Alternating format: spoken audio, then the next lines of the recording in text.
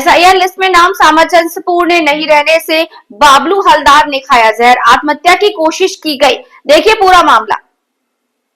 बड़ी खबर मुर्शिदाबाद से फरक्का के बिनिया ग्राम इलाके के बिंदु गांव लूथर कॉलोनी में रहने वाले 60 साल के बाबलू हलदार ने कीटनाशक खाकर आत्महत्या की कोशिश की।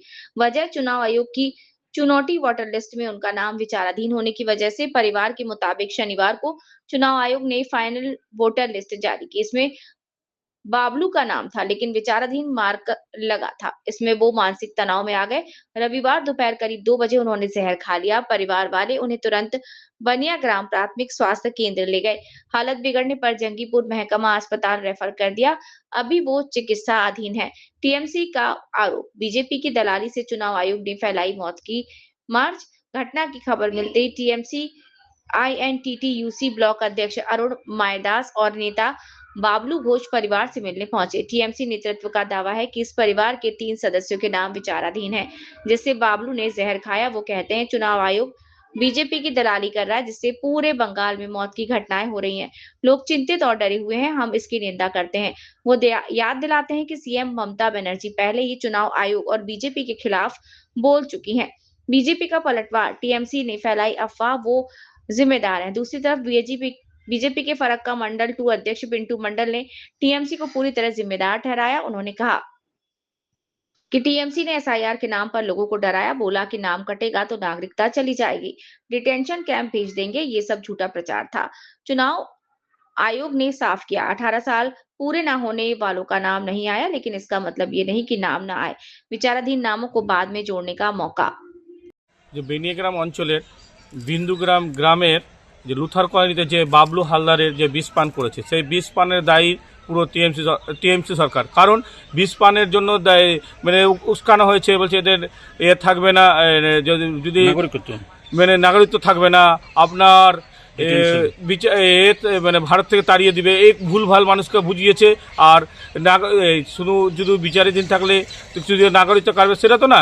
কারণ এর ভোটাধিকার আরও আছে, মানে অপশন আছে আবার ভোটাধিকার তোলার। কারণ যারা 18 নিচে আছে তাদেরও তো ভোটার কার্ড এখনো তুলেনি, ওরা তো পরে তুলবে, তো ওরাও তো পাচ্ছে সুযোগ, এরাও সুযোগ পাবে। তো ভোটারের বলেনি কি ভোটার না যদি বিচারাধীন থাকলেই ওদেরকে যে ভারত থেকে করবে। কারণ হচ্ছে এটা ব্যাপারটা যে বিষ পান করে পুরো টিএমসি থাকে। আমি ব্যাপারটা দেখছি, আমরা ওর বাড়ি যাব, দিয়ে ব্যাপারটা কি হয়েছে সেটা আমরা দেখব। কারণ এটা পুরো দায়ী হচ্ছে টিএমসি বিষ পানের জন্য। কারণ এরা ভয় দেখিয়ে এসছে। আর যে পান করেছেন তার এসআইআর যে চূড়ান্ত তালিকা লিস্ট বেরিয়েছে, সেখানে বিচারহীন লেখা আছে, বিচারাধীন লেখা আছে, কি বলবেন? বলবো আর কি, আপনারা তো দেখতে পাচ্ছেন, এটা শুধু আমাদের এই গ্রাম বলে নয়, গোটা পশ্চিম বাংলায় এমন বহু মানুষ যারা এই এসআইআরের আতঙ্কে আত্মহত্যা করেছে। এমনকি এই কাজে যারা যুক্ত সরকারি অফিসার, বিএলও থেকে শুরু করে এইআরও পর্যন্ত, তারাও আত্মহত্যা করেছে। নির্বাচন কমিশন বিজেপির অঙ্গুলি হেলনে পশ্চিমবাংলার মানুষের ভোটাধিকার কেড়ে নেওয়ার যে চেষ্টা করছে, মুখে বলছে রোহিঙ্গা মুসলমানদের নাম বাদ যাবে পশ্চিমবাংলার তালিকা থেকে।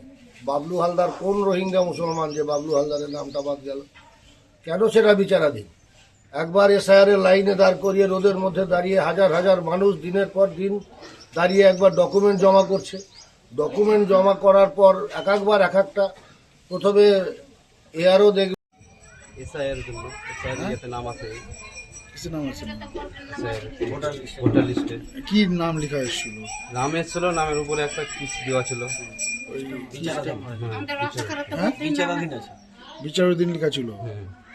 এই আতঙ্কেতে এই আতঙ্কতেই বিষটা খেয়েছে। কবে খেয়েছে? কালকে খেয়েছে। এখন কোথায় আছে? এখন জঙ্গিপুর হাসপাতালে কেমন আছেন এখন? আছে, অত ভালো নেই। আতঙ্কই তাহলে বিষটা খেয়েছে? হ্যাঁ, আতঙ্কতে। বাড়ি কজনের এরকম বিচার নামটা এসছে? আমাদের 3 জনের নাম এসছে। কার কার? আমার এসছে, আমার বাবার এসছে, আর ভাইয়ের এসছে। নামগুলো বলো। নাম, বাবার নাম হচ্ছে বাবলু হালদার, ভাইয়ের নাম হচ্ছে শুভঙ্কর হালদার, আমার নাম হচ্ছে রিপন হালদার। এই 3 জন নাম এসছে? হ্যাঁ। এসআইআর 2002 এর নাম ছিল?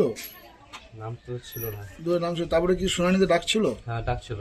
সমস্ত ডকুমেন্টস কি দিয়ে এসেছিল? হ্যাঁ, দিয়েছিলাম। কোথায় দিয়ে এসেছিল? বিডিও অফিসে। ঘর পেয়েছে।